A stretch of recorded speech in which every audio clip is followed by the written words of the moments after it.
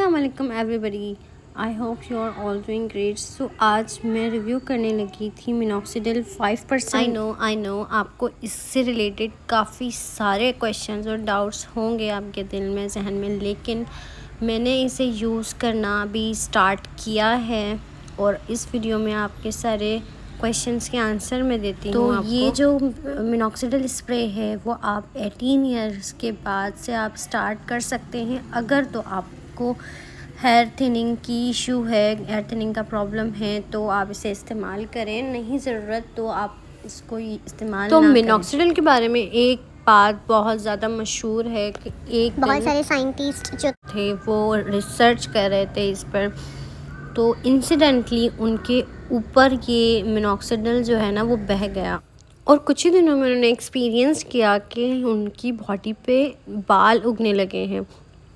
तो फिर उन्होंने इस चीज़ को फाइंड आउट किया कि मिनॉक्सिडिल हेयर ग्रोथ में बहुत ही बेनिफिशियल साबित होता है। हाँ, मुझे मालूम है कि कुछ लोग ये कहेंगे कि जब हम मिनॉक्सिडिल यूज़ करते हैं तो हमें फ़ौरन कुछ दिनों में क्यों फ़र्क नहीं नज़र आता, क्योंकि हमें जो ऑन द स्पॉट मिलती हैं चीज़ें, स्प्रे हो गया, फॉर्म में हो गया, ओवर द काउंटर मिल जाते हैं, वो मिनॉक्सिडिल्स जो होते हैं वो बहुत ही लाइट करके आपको बहुत ही उसकी फॉर्मुलेशन में बहुत ज़्यादा एडिशंस करके आपको पहुंचाया जाता है आपके पास, ताकि आपको उसका इफ़ेक्ट भी हो और किसी भी तरह का आपको उससे प्रॉब्लम ना हो।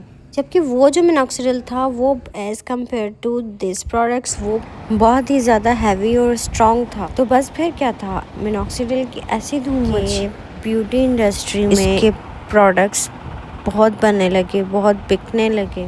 स्प्रे की फॉर्म में भी मिल जाते हैं हमें, ओवर द काउंटर फॉर्म में भी मिल जाते हैं हमें, और इसके अलावा इसके सीरम्स बनने लगे, क्योंकि इससे इफ़ेक्टिवली हेयर फॉल का इशू, हेयर थिनिंग का इशू किसी को होता है, मतलब हमारी हेयर ग्रोथ को प्रमोट करेगा। आपकी कोई भी इशू है आपके, अगर बालों में, अगर जीन्स में, अगर जीन्स की वजह से होता है, किसी की कमी है या मिनरल्स की कमी है, किसी भी वजह से आपका हेयर फॉल या हेयर थिनिंग हो रही है, तो वो उस प्रॉब्लम को सॉल्व नहीं करेगा, बस वो अपना ये मिनॉक्सिडिल जो है वो अपना मैजिक दिखाएगा। और साथ ही मैं आपको ये भी बताते चलूँ कि मिनॉक्सिडिल वर्क किस तरह करता है। अभी तक इसकी रिसर्च जारी है, बस अभी के लिए इतना ही कि शायद ये हमारे जो ब्लड सर्कुलेशन है उसको इंक्रीज़ कर देता है, इस वजह से ये काम, इसके रिजल्ट बेहतरीन आते हैं और अभी कोई भी कुछ नहीं बता सकता इसके बारे में प्रॉपर्ली, हमेशा के लिए यूज़ करना पड़ता है। फिर आपका जो हेयर फॉल जो है ना वो जो होगा वो वहीं का वहीं आके स्टॉप हो जाएगा, जो कि आपने फ़र्स्ट टाइम यूज़ किया था जब मिनॉक्सिडिल को।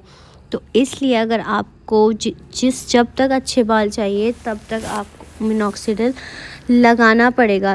लेकिन इसका मतलब ये नहीं है कि मिनॉक्सिडिल की वजह से आपको कोई इसका इफ़ेक्ट होगा, लेकिन मिनॉक्सिडिल आपके बालों, जब तक आप मिनॉक्सिडिल लगाते रहेंगे तब तक आपके बालों में ये बेनिफिट देता रहेगा।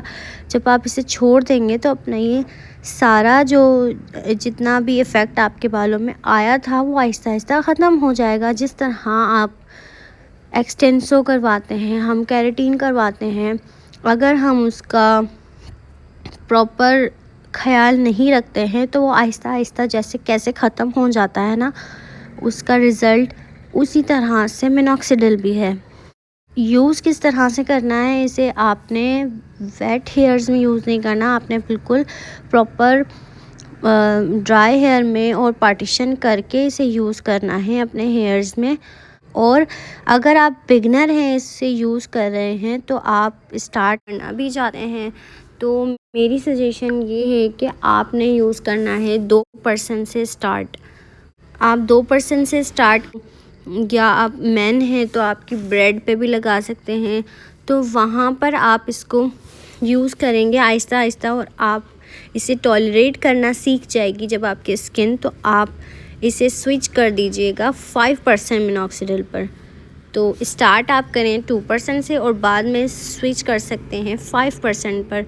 हाँ, अगर 2% पर कंफर्टेबल हैं तो फिर 2% पे ही रह सकते हैं, लेकिन 5% मिनॉक्सिडिल भी बहुत सेफ़ रहता है। तो आई होप कि आपको मेरी ये बातें, मेरी ये वीडियो, मेरी ये मेहनत पसंद आई होगी और सारी बातें मिनॉक्सिडिल से रिलेटेड सारी क्लियर हो चुकी होंगी। चैनल को सब्सक्राइब और लाइक कीजिएगा ज़रूर। सो इसी के साथ मुझे दीजिए इजाज़त। अल्लाह हाफ़िज़।